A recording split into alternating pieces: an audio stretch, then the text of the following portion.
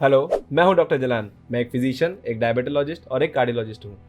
Diabetes के patients में नज़र कमज़ोर होना ये कोई नई बात नहीं है और आज हम इसी के बारे में जानकारी लेंगे।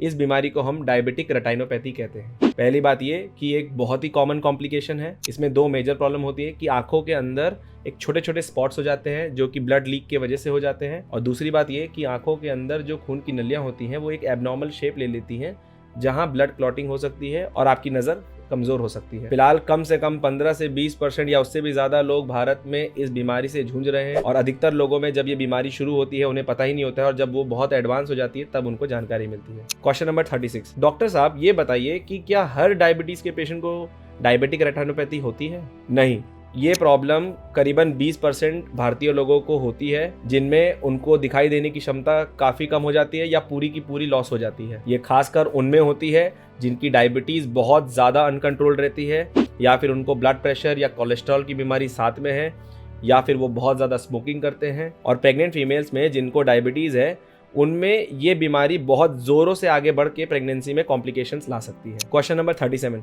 डॉक्टर साहब मुझे ये कैसे पता चलेगा कि मुझे डायबिटिक रेटिनोपैथी है? एक आंखों के डॉक्टर के पास, मतलब कि एक ऑफ्थेल्मोलॉजिस्ट को दिखा के आपको कॉम्प्रिहेंसिव डायबिटिक आई चेकअप कराना होगा। इसका मतलब ये नहीं होता है कि आपको सिर्फ आंखों का नंबर दिखवाना है। अधिकतर लोग यही गलती करते हैं। रेटाइनल चेकअप होती है वो थोड़ी सी अलग टाइप की होती है। उसमें आपको कुछ समय वहाँ पर सेंटर में बिताना होता है। आपके आंखों के अंदर का प्रेशर, जिसको कि हम इंट्राऑक्युलर प्रेशर बोलते हैं, वो भी चेक की जाती है।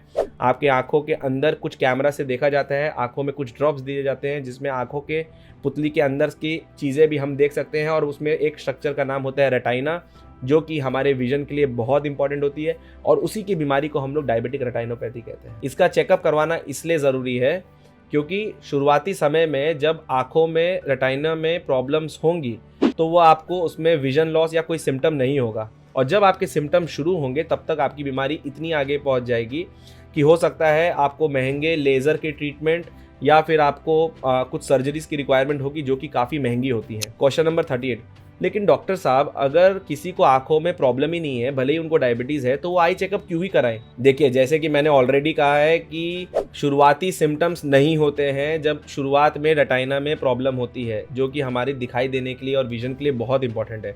लेकिन एक बार वो बीमारी चालू होकर आगे बढ़ने लग जाए तो उसकी ट्रीटमेंट काफ़ी महंगी है, और अच्छी से अच्छी लेज़र या सर्जरी ट्रीटमेंट कराना बहुत महंगा होता है।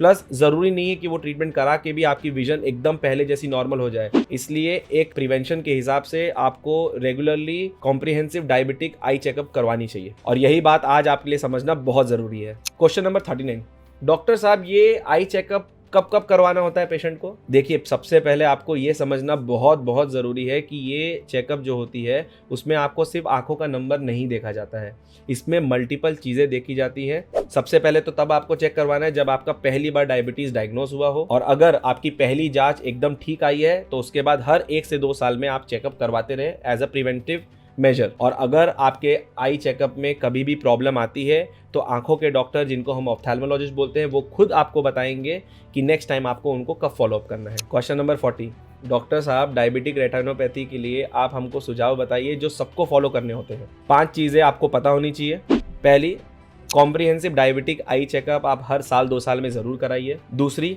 शुगर, ब्लड प्रेशर, कोलेस्ट्रॉल को जितना हो उतने अच्छे से कंट्रोल रखिए और रेगुलरली लॉन्ग टर्म कंट्रोल में रखिए। तीसरी, आपको सिगरेट स्मोकिंग छोड़नी होगी। चौथी, अगर डायबिटिक फीमेल है और उनकी प्रेगनेंसी हो गई है तो उस समय आप बहुत ही क्लोजली अपने ऑफ्थेल्मोलॉजिस्ट को फॉलो करिए, वो बहुत ज़्यादा इंपॉर्टेंट है, वरना आपको आंखों की तकलीफ अचानक से बहुत ज़्यादा हो सकती है। पांचवी, अगर आपको ऑलरेडी डायबिटिक रेटिनोपैथी हो गई है तो अब आप डॉक्टर की बताई हुई हर ट्रीटमेंट को, सर्जरी हो या लेज़र, उसको अच्छे से फॉलो करिए।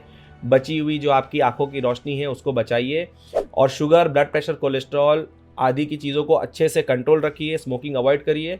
और जो भी आपके टीम ऑफ डॉक्टर्स, डायबिटोलॉजिस्ट हो या फिर आपके ऑफ्थेल्मोलॉजिस्ट, उसको फॉलो करिए ताकि आप और न्यू कॉम्प्लिकेशंस या और आगे बढ़ने वाले कॉम्प्लिकेशंस को रोक सकें। और जैसे कि मैं आप सभी को कहता हूँ कि हम सबको मिलकर साथ चलना है, आगे बढ़ना है, और ये डायबिटिक रेटिनोपैथी जैसी जो बीमारी है जिसमें हम बहुत सारे लोगों की विजन खो देते हैं, देखने का उनका जो क्षमता होता है वो कम हो जाता है, उनसे उनको बचाना है।